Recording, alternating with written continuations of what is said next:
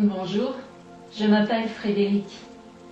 Je suis heureuse de partager avec vous mon univers créatif et mon champ d'expertise.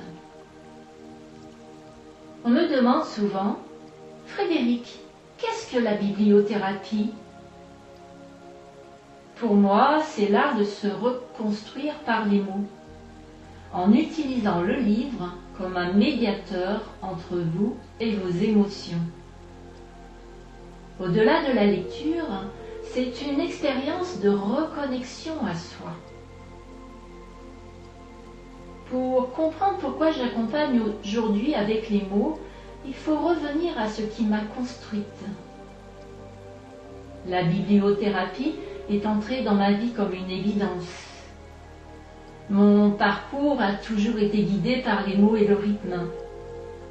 À 5 ans, je recevais mon premier instrument de musique et dès l'enfance, je reproduisais sur mon orgue les mélodies que je canalisais tout en chantant les paroles que j'inventais. Au fil des années, je répétais que je serais musicienne, professeure de français ou que j'entrerais dans la marine. Un choix qui exprimait déjà ma sensibilité à la justice et à ce que l'on appelle, en développement personnel, la blessure d'injustice. Sans le savoir, je décrivais les 3 dimensions qui allaient se rejoindre plus tard dans mon premier métier passion, la sténotypie de débat. À 25 ans, lorsque j'ai découvert la sténotype, ce fut un véritable coup de foudre. Les touches de cette machine m'ont immédiatement reconnecté à mon premier clavier musical.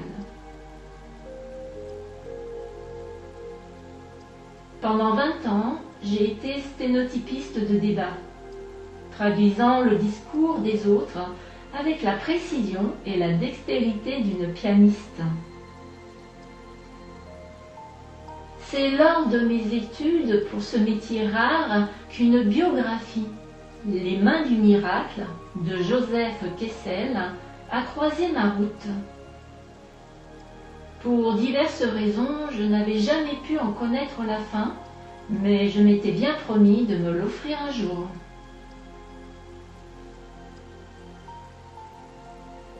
En 2022, après avoir traversé un événement difficile, le titre de ce livre a refait surface dans mon esprit.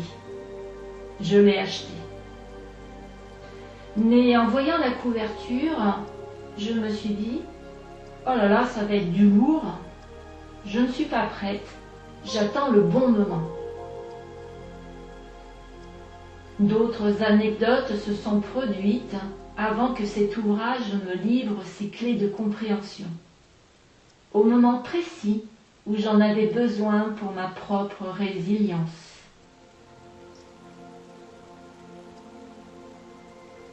Aujourd'hui, je suis certifiée en coaching de vie et en bibliothérapie.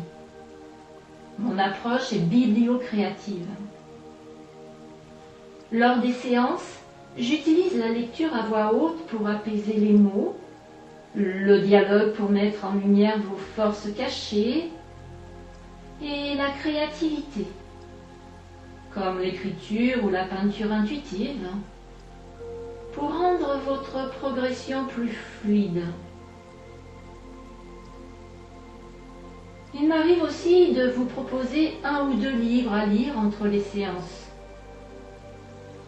Certaines personnes, en effet, préfèrent avancer à leur rythme plutôt qu'engager un suivi longue durée.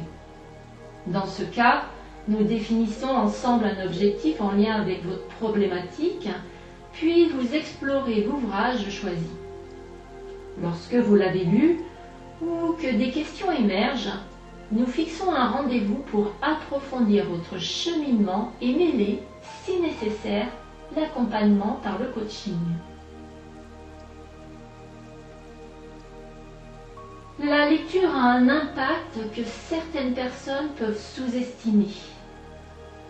Saviez-vous que 6 minutes minutes de lecture par jour suffisent à réduire le stress de 68%. Ce pouvoir des mots, je le mets aujourd'hui au service de celles et ceux que j'accompagne. J'interviens auprès des enfants, des adolescents et des adultes. Que ce soit pour retrouver de l'estime de soi ou traverser une épreuve, je vous accueille en présentiel à mon cabinet ou en visioconférence.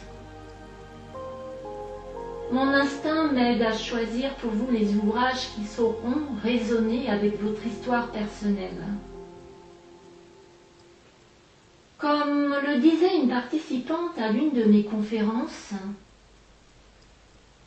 les livres sont l'une des facettes du diamant de votre vie. Donc, je vous invite à venir polir cette facette avec moi. Pour me contacter ou réserver un accompagnement, vous trouverez toutes les informations sur mon site internet.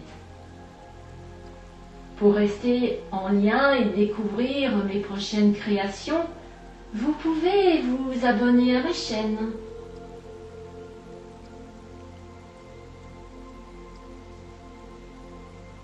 Enfin, pour clore cette présentation, je rappelle que ma voix est protégée, donc toute reproduction ou clonage par intelligence artificielle est strictement interdit. Merci pour votre attention. À très bientôt pour ouvrir ensemble votre nouveau chapitre.